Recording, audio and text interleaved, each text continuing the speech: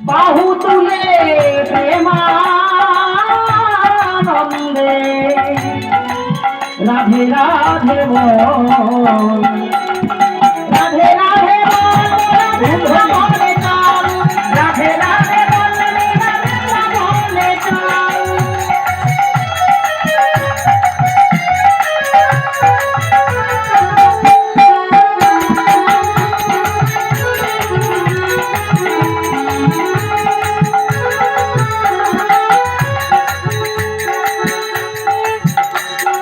জলানেতে যাই যমুনাই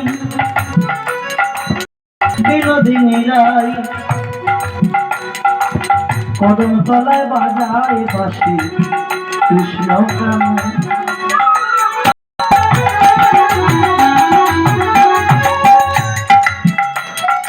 জলানেতে যাই যমুনাই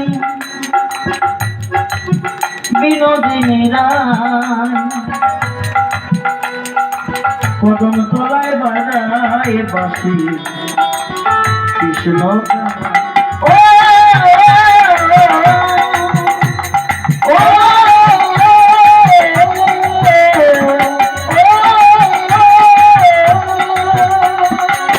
বাঁশি শুনে রাধা রানী, বাঁশি শুনে রাধা রানী, বাঁশি শুনে রাধা রানী, বাঁশি শুনে রাধা রানী বলো দাসী।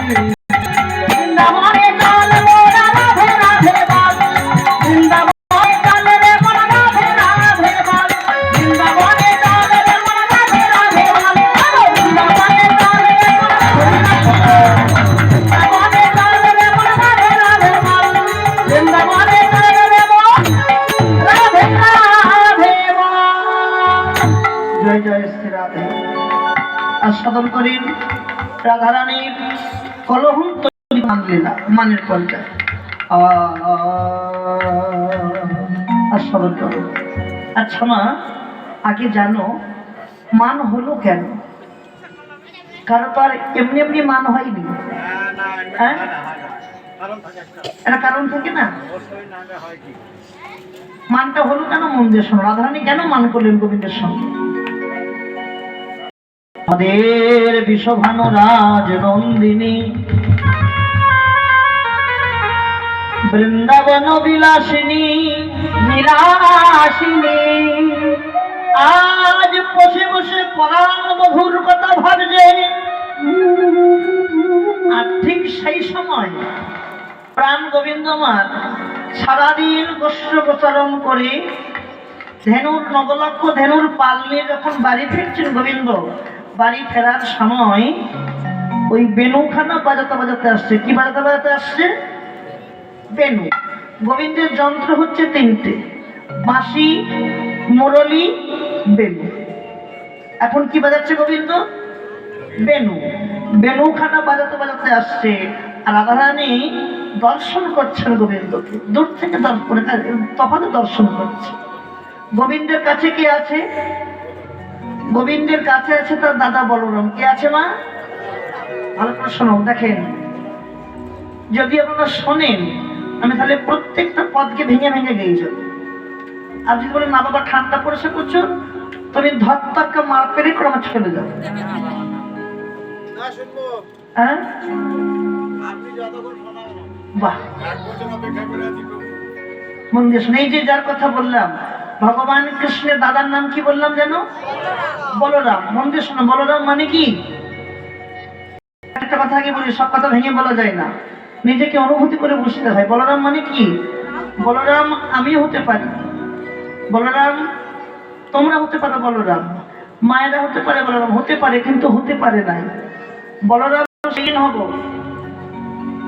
বলরাম বলরাম সেই দিন হব যেদিন দেহের বলটাকে ধরে রাখতে পারবে।